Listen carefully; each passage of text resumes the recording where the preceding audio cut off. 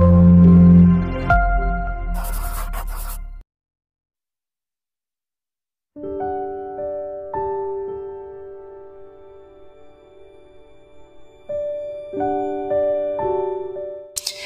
beberapa pandangan umumnya Al-Farabi tentang retorika.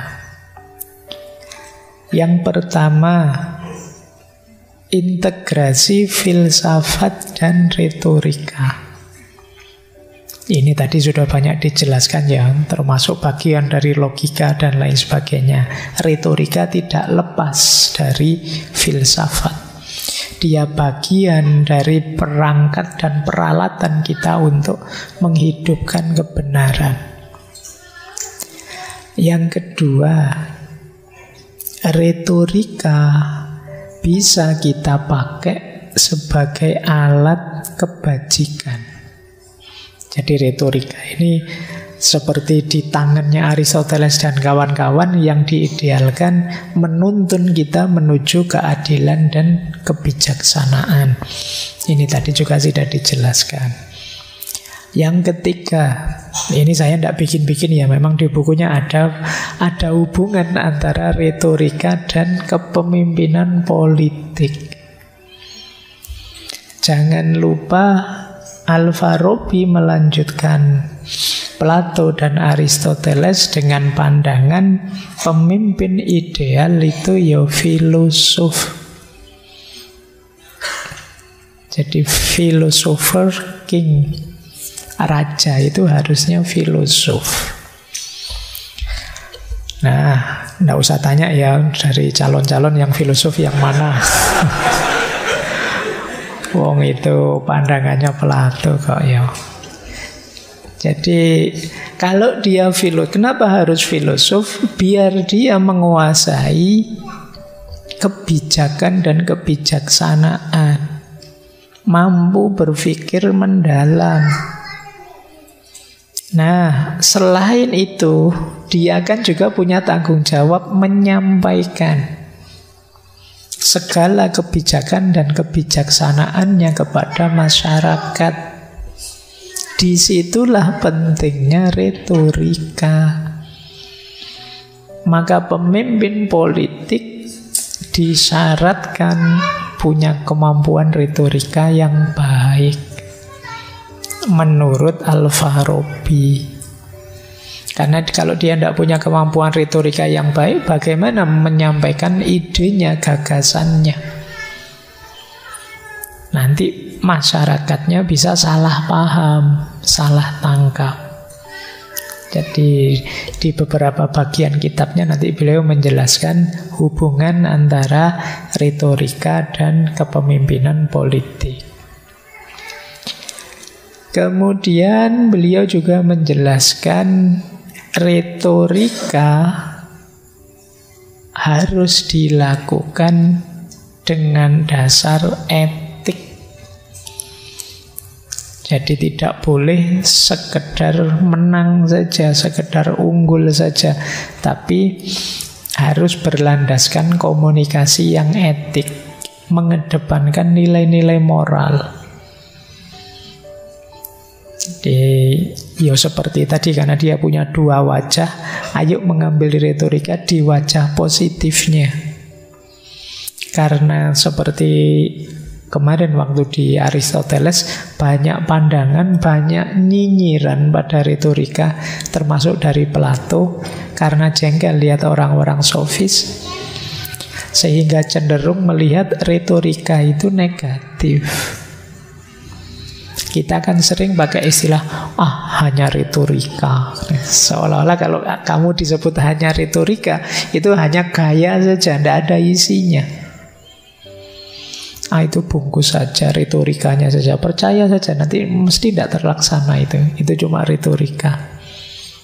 Kita akan menganggap itulah retorika. Misalnya kalau ada yang ditanya pakai jawaban-jawaban template, ya nanti kita pertimbangkan ya nanti kayak gini, terus kita menyebutnya jawaban retorika. Padahal mungkin itu yang dimaksud retorika di aspek negatifnya. Sementara retorika juga punya aspek positifnya. Baik, jadi ini secara umum retorika berarti menurut Al-Farabi itu bagian dari filsafat, perangkat kebajikan, penting untuk para pemimpin publik dan harus didasari etika atau moral. Dari sinilah nanti kita bisa membangun prinsip-prinsip retorika yang positif, bukan retorika yang negatif. Baik, sudah setengah jalan, kita lanjutkan ya. Masih kuatkah? Kelihatannya semua perjuangan malam hari ini harus tidak ngantuk gitu. Tapi kan sepak bolanya selesai dengan hasil yang sebagaimana sudah kita perhitungkan. Tidak apa-apa. Kalau sudah seperti itu kita anggap saja seperti tadi ya, itu kan olahraga. Yang penting semuanya gembira. Baik, kita lanjutkan. Jadi ini yang umumnya, pandangan-pandangan umumnya. Sekarang kita masuk ke beberapa teknisnya. Ini boleh teman-teman nanti baca kitabnya, Al-Mantiq fil Khitabah.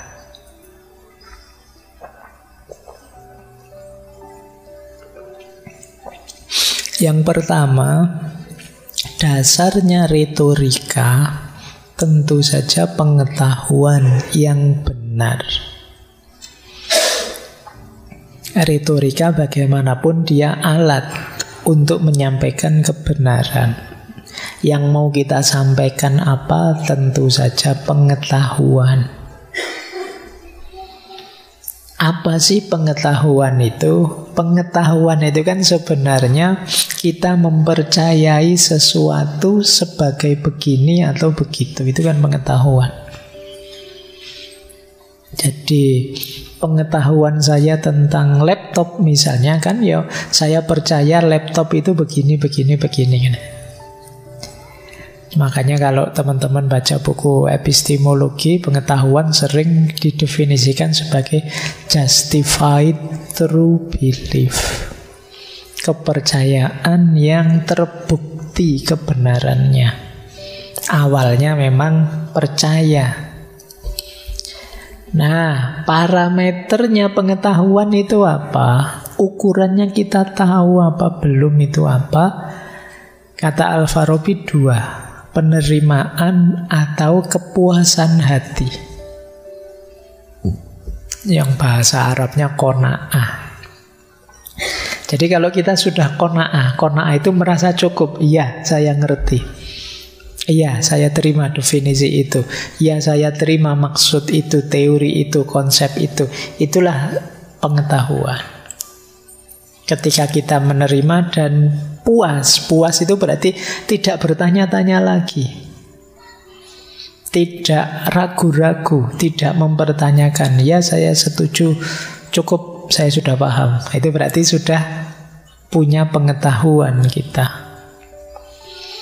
Jadi dasarnya retorika itu pengetahuan yang dicirikan oleh penerimaan dan qanaah kita terhadap materi yang kita ketahui.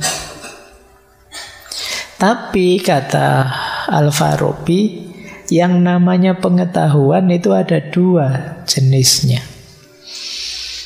Yang pertama keyakinan atau yakin. Yang kedua yang masih asumsi atau dzon. Jadi pengetahuan kita itu jenisnya 2. Ada yang mantap, yakin, ada yang masih dzon. Dzon itu masih kira-kira, namanya asumsi. Cirinya yakin itu apa? Yakin itu kalau menurut kita sudah tidak ada lagi celah kesalahannya. Berarti itu sudah yakin. Karpet ini warnanya hijau. Yakin saya tenane, jangan-jangan coklat. Enggak Pak, mantap, saya yakin. Siapapun yang bilang selain hijau akan saya bantah. Ini namanya yakin. Jadi menurutmu sudah tidak ada celah salahnya lagi. Prosesnya namanya tasdik. Tasdik itu pembenaran. Beda dengan dzon. Dzon ini masih asumsi. Masih ada celah salahnya. Tapi kamu mengafirmasi, percaya sih, tapi mungkin saja bisa keliru. Misalnya, saya yakin kalau saya ngaji ini saya lanjutkan sampai jam 12, mesti sudah teler ini semua peserta ngaji. Ini saya yakin, tapi saya tahu dalam keyakinan saya ini mesti ada celah salahnya. Mungkin saja kalau saya lanjutkan sampai jam 12 tidak semuanya teler, Pak. Ada 1-2 yang sangat teler. Ada 1-2 yang kuat sampai jam 12. Wah, ini saya tahu mungkin saja ada yang begitu. Jadi keyakinan saya tidak 100%, tapi ya mendekati lah. Itu namanya dzon. Namanya asumsi. Jadi apa tidak ada pengecualiannya? Ya mungkin ada sih. Kalau masih begitu berarti dzon. Tapi kalau ada yang tanya, apa tidak ada pengecualiannya? Tidak ada. Saya yakin begitu. Nah itu namanya yakin. Jadi ada yakin, ada dzon. Jadi kalau kalian dapat informasi apa saja dari siapa saja, coba kamu cek, itu yakin apa dzon?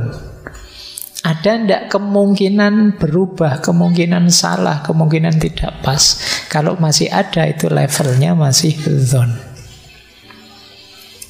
Jadi ini kalau dalam istilah bahasa Arab itu menarik. Nah, kalau dzon itu lebih mendekati keyakinan. Nanti ada yang 50-50. Kalau 50-50 itu namanya syak. Kalau syak itu ya 50-50, antara ya dan tidak. Itu namanya syak. Ada lagi yang lebih mendekati tidak. Namanya waham. Kalau waham itu kemungkinan besar tidak. Teman-teman ini Pak, kalau ngaji dilanjutkan sampai jam 1 malam, insya Allah siap bertahan kok Pak. Itu mungkin waham. Kemungkinan besar tidak. Mestinya ya teler semua. Nah, jadi itu level keyakinan ya. Ada yakin, ada dzon, ada syak, ada waham. Cuma di sini kita, kalau di kitabnya Al-Farabi ya dibahas yakin dan dzonnya. Jadi yang satu keyakinan, yang satu masih asumsi. Kalau dzon tadi prosesnya namanya persuasi, ikna. Nah, di sini baru main persuasi. Kalau yang pertama tidak perlu dipersuasi, wong sudah mantap, sudah yakin. Yang kedua ini yang perlu dimantapkan. Tidak semua orang setuju masalahnya. Nah, ada proses ikna. Ikna itu membuat orang merasa cukup, membuat orang menerima. Itulah yang disebut persuasi. Kalau sudah yakin, tidak perlu dipersuasi. Jadi kebenaran persuasi itu mengajak orang itu kan untuk yang levelnya masih asumsi. Yang bisa benar, bisa salah. Baik, kita lanjutkan ya. Berarti apa? Asumsi itu pengetahuan tapi levelnya masih kemungkinan. Sifatnya asumsi kalau di kitabnya Al-Farabi itu opini. Di asumsi itu kan selalu menurutmu, sesuai pandanganmu. Menurut pandangan saya, Indonesia ini sekian puluh tahun ke depan akan jaya. Itu kan menurut saya. Jenisnya kemungkinan, namanya opini. Jadi sesuatu itu levelnya kemungkinan, asumsi dan opini. Kalau punya dua ciri. Yang pertama apa? Tidak diketahui pastinya. masih perlu diteliti dan ditemukan lagi. Ini berarti masih kemungkinan. Pastinya gimana tidak tahu. Atau yang sifatnya keadaan di masa depan, itu semuanya kemungkinan. Jadi besok kita ada tahun Indonesia Emas 2045. Nah, ini jelas levelnya kemungkinan, asumsi. Jadi kepastiannya ya kita tidak tahu.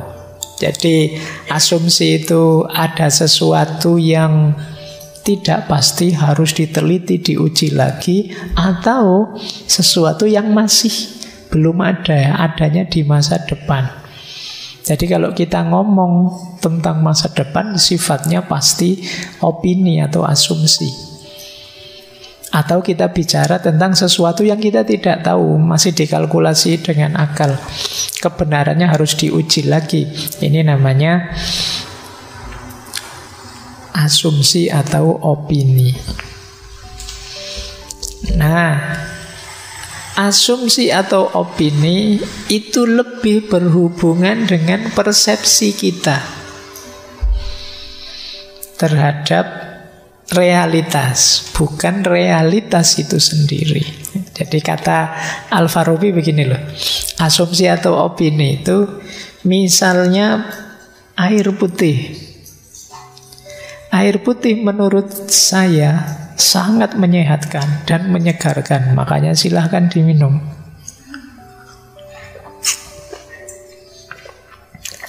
Nah, yang tadi saya sebut, air putih itu menyehatkan, air putih itu menyegarkan, ini jenisnya opini.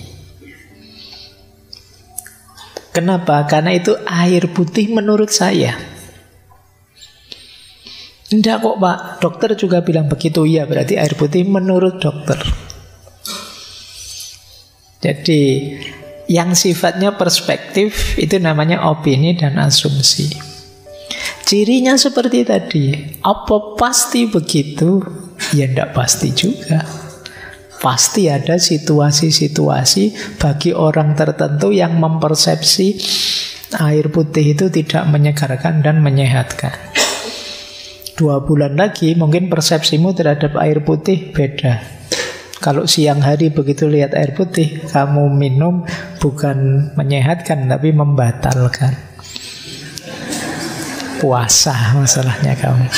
Kan beda. Kamu tidak bilang segar, alhamdulillah, tapi astagfirullahaladzim kok saya minum. Beda persepsi. Jadi asumsi dan opini itu berhubungan dengan persepsi kita terhadap sesuatu. Baik, dan ini nanti yang tadi saya bilang ya, perlu persuasi. Karena mungkin persepsiku beda dengan persepsimu, saya harus mempersuasi kalian, mengajak kalian setuju dengan pikiran saya. Di situ kita perlu retorika yang pas. Nah, menarik kata beliau terus, kuat atau lemahnya asumsi sebenarnya tergantung pada sanggahannya. Jadi, semakin sedikit penyanggahnya, semakin kuat asumsinya.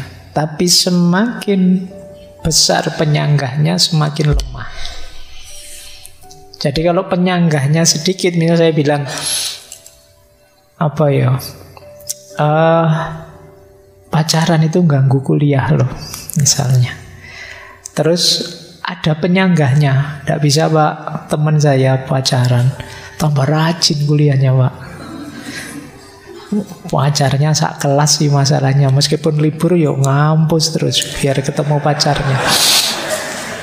Misalnya, contohnya ngono. Ini namanya penyanggah. Berarti pandangan saya tadi dibantah oleh penyanggah ini. Nah, bisa bertahan tidak, bisa menjawab tidak terhadap penyanggah-penyanggah ini. Kalau dia kuat bisa bertahan, ya asumsi ini berarti kuat. Tapi kalau tambah lemah, oh berarti tidak semuanya begitu ya. Oh berarti tidak selalu pacaran itu ganggu kuliah. Ini kan jadi melemah. Kalau keyakinan yang yakin tadi, kata Al-Farabi, tidak bisa lemah.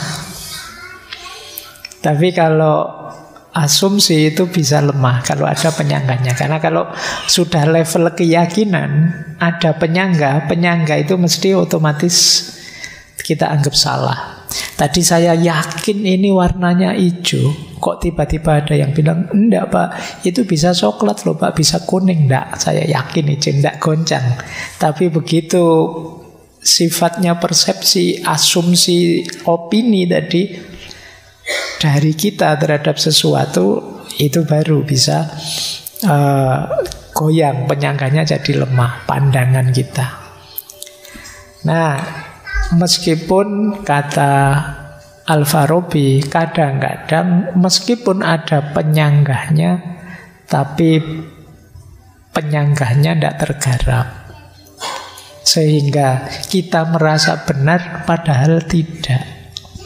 Nah, banyak orang yang seperti ini. Contohnya apa? Kata Al-Farabi, penyanggah itu bisa karena manusianya atau karena topiknya. Kenapa penyanggah tidak dipedulikan? Kata Al-Farabi, kalau orangnya males, karena orangnya lupa, mungkin orangnya sudah mati, ya tidak peduli dengan pendapatnya sudah. Orangnya, atau orangnya sangat sibuk, atau orangnya memang lemah pikirnya, dibantai juga diem saja.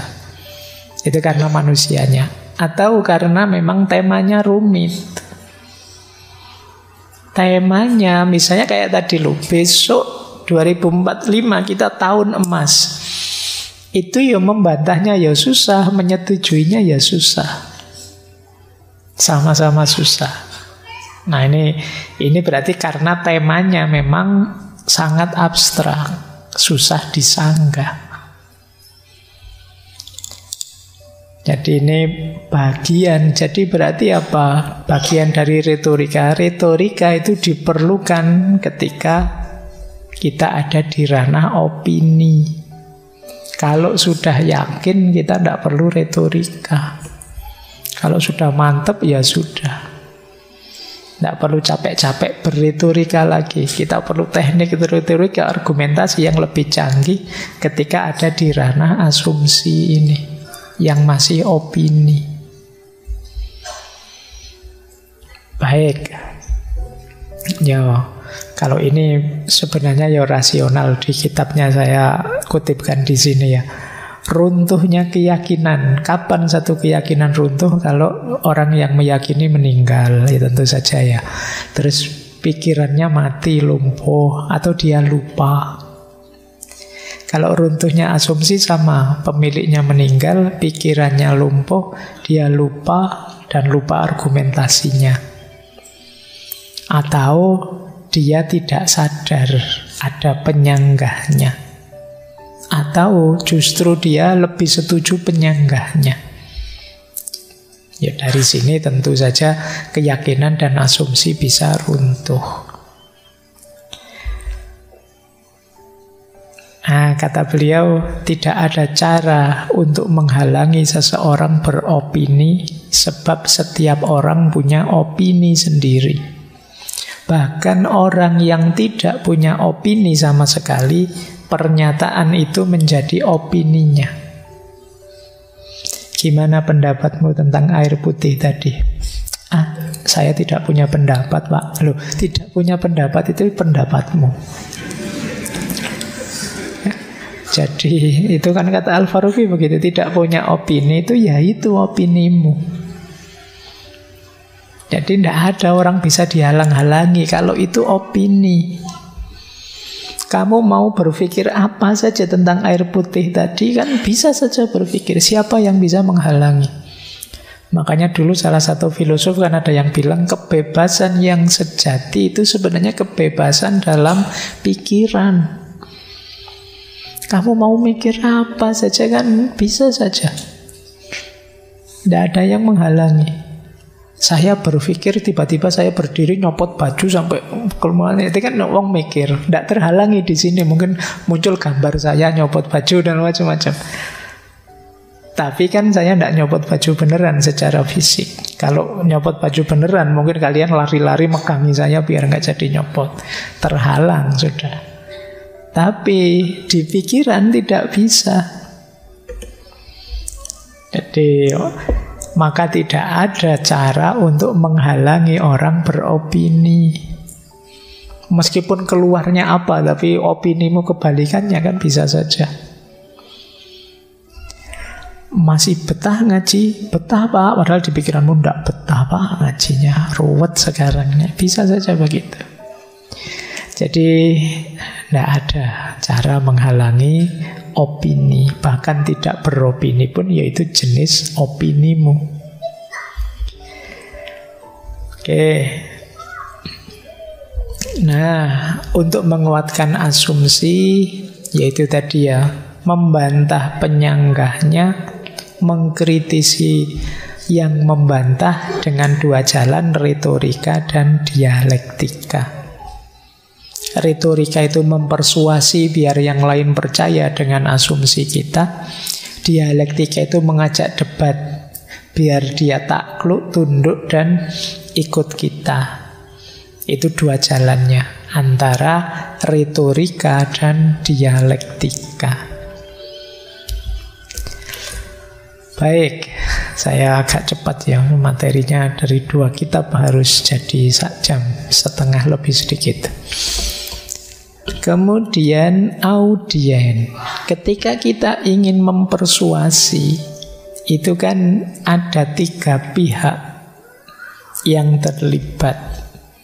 Yang pertama objek persuasi atau al-maksud iqna'uhu. Yang kedua pendebat munazir. Yang ketiga hakim. Hakim itu yang mengambil keputusan. Jadi ketika kita mempersuasi itu berhadapan dengan 3 orang. Yang memang orang kita beri persuasi biar ikut kita untuk setuju. Yang kedua yang mendebat kita.